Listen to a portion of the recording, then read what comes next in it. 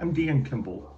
I want to speak to you for a few moments about why we take care of ourselves.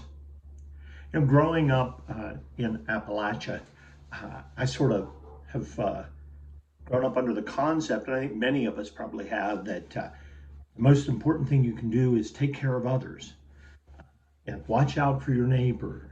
And obviously, all of those things are true. It is important that we care for one another and that we look out for those around us.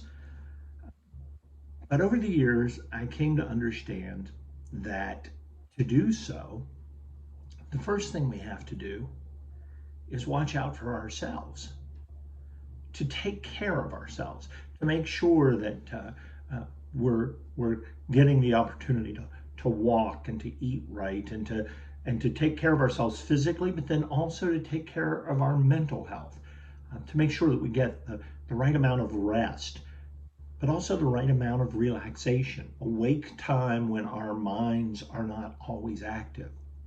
To do things such as meditate, something that I've become a little bit attached to over the last few years.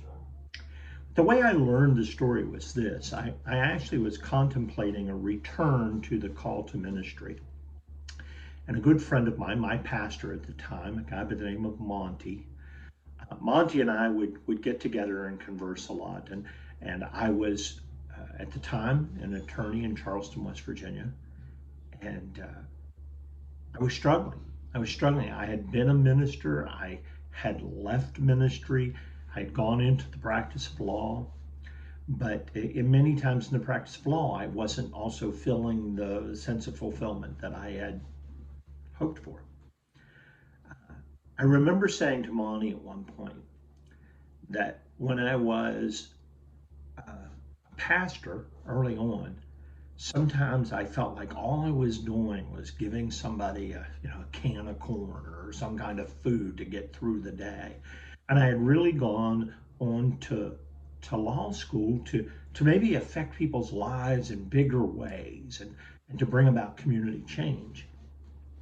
But as politics would sometimes have it, even that was hitting up against a wall. And I said to Monty one day, some days I just long to going back and at least being able to give somebody a can of corn, to be able to help, to be able to at least be practical in my ways of offering assistance to people. Well, Monty knew that I had been struggling with that concept for some time and struggling with whether I was able to return to ministry and whether I was worthy to return to ministry, like any of us would be ever really worthy of something of that nature. And he said to me one day, we were out, had lunch, driving around, and he said, pull in here at the Kroger's real quick. And so we pulled in, he ran inside, he came back out with a bag, and in that bag were these 2 cans of corn. When he stopped, when he got seated in and everything, he said to me, here's 2 cans of corn. You wanted to be able to give somebody a can of corn. I said, okay. He said, but there's a key. There's a key. And I said, what's that? He said, you have to first be able to give yourself a can of corn. To give yourself healing, acceptance, understanding, acceptance of who you are. And when you're able to do that, then you can start giving a can of corn to others.